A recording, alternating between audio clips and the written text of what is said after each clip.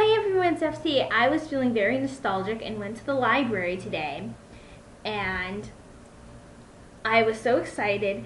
I wanted to get this book, and now I'm going to do story time. And this is intended for children. I know that a lot of my viewers are not children, but I think that you might be nostalgic about it too. And if you're not, then I feel really bad about your childhood, just saying. So, this is the book, MUFARO'S Beautiful Daughters by Steptoe. It is the African version of Cinderella, and this was actually the first version of Cinderella I was ever exposed to, and I love it so much. I remember one particular page, and when I get to it, I'm going to be really excited. So excuse me for that. The inside is teal. This is not the page I intended to turn to. MUFARO'S Beautiful Daughters. And we're going to look at this pretty illustration. But we're going to get started.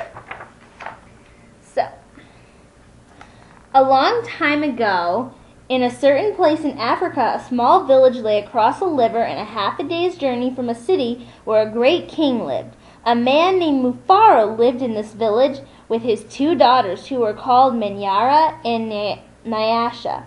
Everyone agreed that Manyara and Nyasha were very beautiful. So those are the two daughters. Very beautiful they are. Doing whatever that is.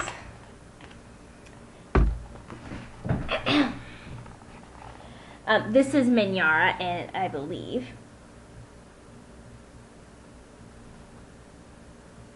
Yeah, this is Manyara and this is Nyasha. Manyara was almost always had a bad temper. She teased her sister whenever their father's back was turned, and she had been heard to say, "Someday, Nyasha, I will be queen, and you will be a servant in my household." "If that should come to pass," Nyasha responded, "I will be pleased to serve you. But why do you say such things? You are clever, strong, and beautiful. Why are you so unhappy?"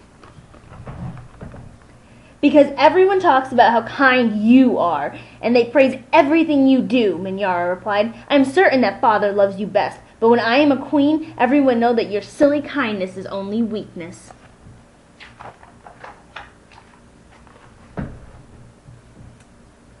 Nyasha was sad that Manyara felt this way, but she ignored her sister's words and went about her chores.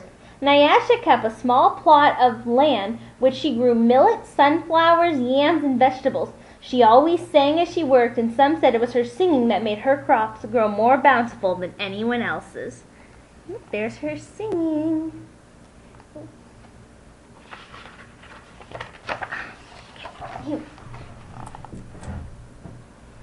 One day, Nyasha noticed a small garden snake resting beneath a yam vine. "Good day, little Nyoko," she called to him. "You are welcome here. You will keep away any creatures who might spoil my vegetables." She bent forward and gave the little snake a loving pat on the head and returned to her work. From that day on, Nyoko was always at Nyasha's side when she tended her garden. It was said that she sang all the more sweetly when he was there. So there's the little snake that she's...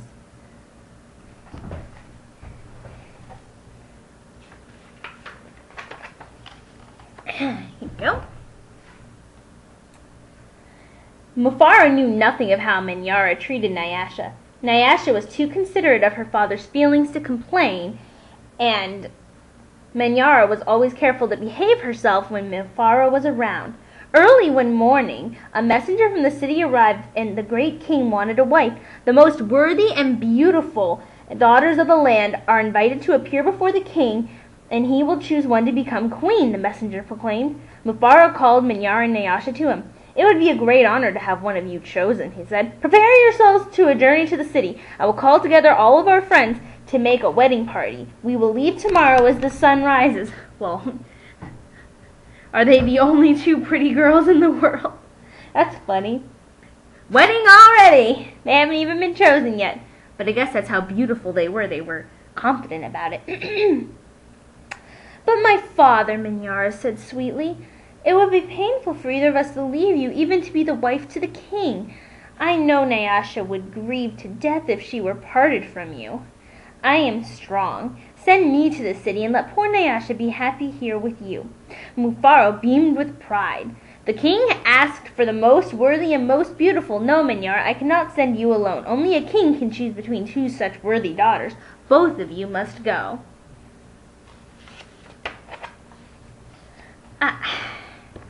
Well, we see where this is going. Look at that picture. That can't be good. That night, when everyone was asleep, Minyara stole quietly out of the village. She had never been in the forest at night before, and she was frightened, but her greed to be the first to appear before the king drove her on. In her hurry, she almost stumbled over a small boy who suddenly appeared standing in the path. Please, said the boy, I am hungry. Will you give me something to eat? So there's the boy. When you see ears like that, I suggest you be kind to that person. Just saying. I have brought only enough for myself, Minyara replied. But please, said the boy, I'm so very hungry. Out of my way, boy. Tomorrow I will be your queen. How dare you stand in my path?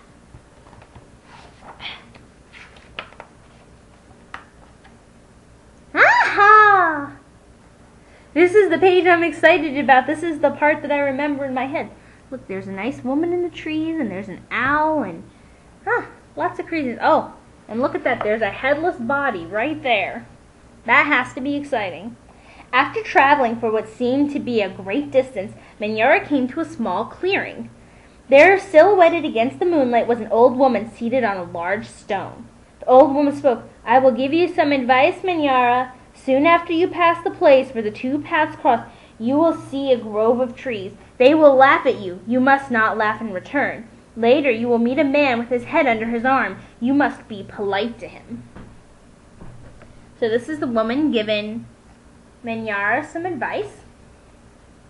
How do you know my name? How dare you advise your future queen? Stand aside, you ugly old woman, Minyara scolded, and then rushed on her way without looking back.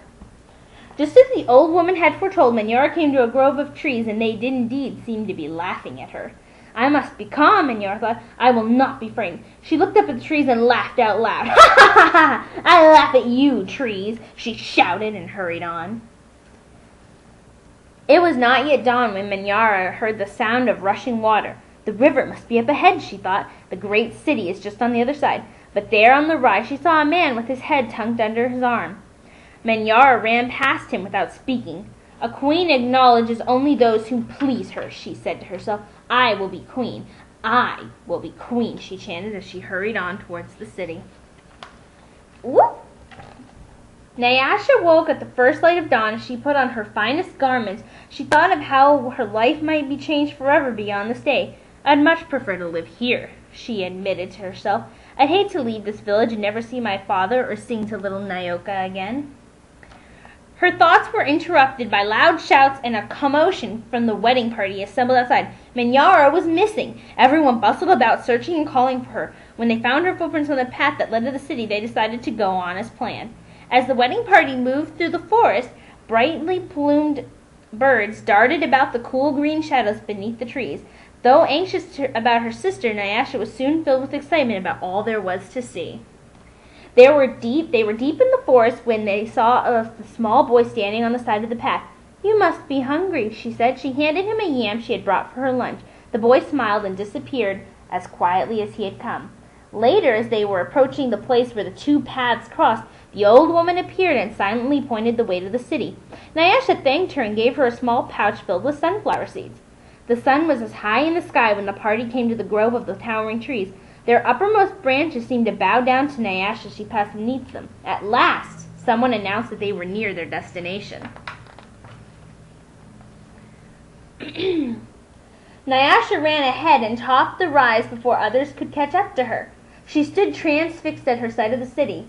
Oh, my father, she called, a great spirit must stand guard here. Just look at what lies before us. I never in all my life dreamed there could be anything so beautiful. There's the pretty city there. It's quite impressive. There we go. Arm in arm, Nyasha and her father descended the hill across the river and approached the city gate. As they entered the great doors, the air was rent by piercing cries, and Minyara ran wildly out of a chamber at the center of the enclosure. When she saw Nyasha, she fell upon her sister, sobbing. "Do not go to the king, my sister. Oh, please do not let her go," she cried hysterically. "There's a great monster there, a snake with 5 heads, and he said he knew all of my faults and that I displeased him. He would have swallowed me alive if I had not run. Oh, my sister, please do not go inside that place." It frightened Nyasha to see her sister so upset, but leaving her father to comfort Manyara, she bravely made her way to the chamber and opened the door. Alright, here we go.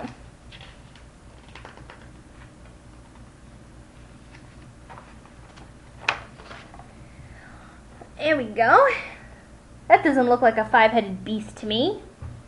On the seat of the great chief's stool lay a little garden snake. Nyasha laughed with relief and joy. "My little friend," she exclaimed, "it's such a pleasure to see you, but why are you here?" "I am the king," Nyoka replied, and there before Nyasha's eyes the garden snake changed shape. Eep! Oh, look at that. That is a handsome fella if I ever saw one. "I am the king. I am also the hungry boy with whom you shared the yam in the forest and the old woman with whom you gave a gift of sunflower seeds. But you know me best as Nyoka. Because I have been all of these, I know you to be the most worthy and most beautiful daughter in the land, and it would make me very happy if you would be my wife." Ooh. Having a hard time turning pages here, but we gotta be careful. Ha! Look at that. Love. And so it was that a long time ago, Nyasha agreed to be married. The king's mother and sisters took Nyasha into their house, and the wedding preparations began. The best weavers in the land laid out their finest clothes for her wedding garments. Villagers from all around were invited to the celebration, and a great feast was held. Nyasha prepared the bread for the wedding feast from the millet she had brought from her village. Mufaro proclaimed to all who would hear him that he was the happiest father in all the land, for he was blessed with 2 beautiful and worthy daughters, Nyasha the queen and Manyara, a servant in the queen's household. Oh, look at that. There's the celebration. There's her, there's Nyasha and Naoko, and just all kinds of goodness going on.